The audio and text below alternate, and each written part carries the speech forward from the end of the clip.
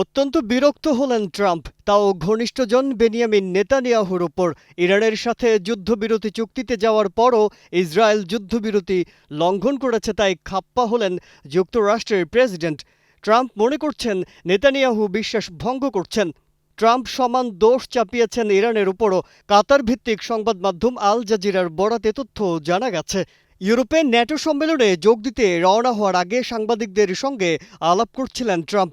তখনই বললেন, যুদ্ধবিরতির শর্ত ঘোষণার কয়েক ঘন্টার মধ্যেই তা লঙ্ঘন করায় তিনি ইসরায়েল ও ইরান দুপক্ষের প্রতি ক্ষুব্ধ। আল জাজিরার প্রতিনিধি লাভেল বলেন, ট্রাম্প ইসরায়েল ও ইরান উভয়ের উপরই ক্ষুব্ধ ছিলেন, তবে তার অতিরিক্ত রাগটা যে ইসরায়েলের দিকে ছিল তা স্পষ্ট বোঝা যাচ্ছিল। ট্রাম্প স্পষ্টতই বেশ বিরক্ত এবং সম্ভবত নেতানিয়াহুর বিশ্বাস ভঙ্গ করেছেন এমন বোধ করছেন, বলছিলেন আল জাজিরার সাংবাদিক।